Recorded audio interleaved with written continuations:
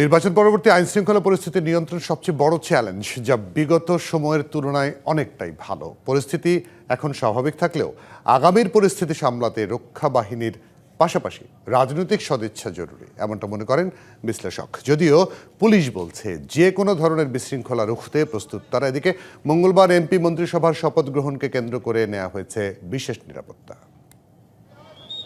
নানা উদ্বেগ আর উৎকণ্ঠা ছাপিয়ে শেষ হয়েছে ত্রয়োদশ জাতীয় সংসদ নির্বাচনের ভোট গ্রহণ, শপথ গ্রহণ ও সরকার গঠনের পথে বিএনপি।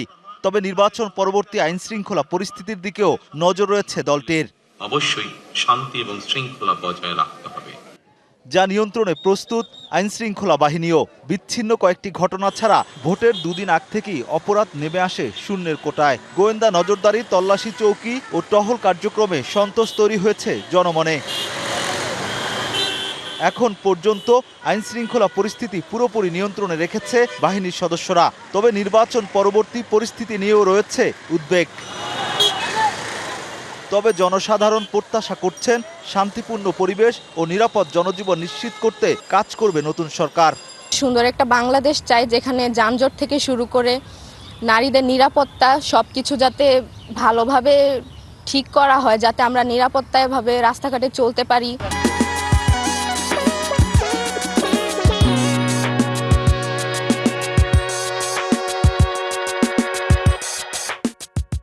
যেভাবে আসছে এভাবে যাতে আরো একটু ভালো মতো আমাদের সরকারে উন্নত করতে পারে। শৃঙ্খলতা বজায় কাজ করছে, নিরাপত্তা বজায় সবাই কাজ করছে, খুবই ভালো।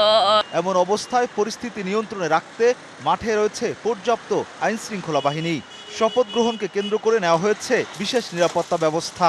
রাজধানী সহ গুরুত্বপূর্ণ এলাকাগুলোতে বাড়ানো হয়েছে টহল ও নজরদারি।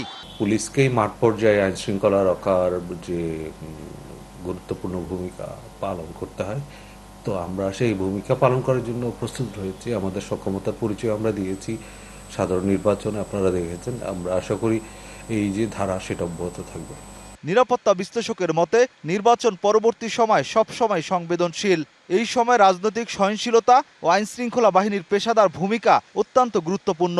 তাদের মধ্যে দ্বন্দ্ব ছিল যে আমি যখন কাজ করতে যাব আমাকে সমর্থন করবে কিনা সরকার। যদি সেই অভয় তাদেরকে দেয়া হয় তাহলে কিন্তু এই পুলিশ বাহিনী যথেষ্ট শক্তিশালী। তারা ব্যবহৃত হয়েছে ডিফারেন্ট সরকারের দ্বারা রাজনৈতিকভাবে, সেইটা যদি ইন্টারফারেন্স কমানো যায় এবং তাদেরকে যদি তাদের পুলিশি দায়িত্ব পালন করতে যদি তাদেরকে দেওয়া যায়, তাহলে আমার মনে হয় দে উইল ওয়ার্ক বেটার। নির্বাচন পরবর্তী সময় শান্তিপূর্ণ পরিবেশ বজায় রাখতে আইনশৃঙ্খলা বাহিনীর পাশাপাশি রাজনৈতিক সদিচ্ছা বজায় রাখার তাগিদ এই বিশ্লেষকের। এফিসিয়েন্সি অনেক কমে গেছে।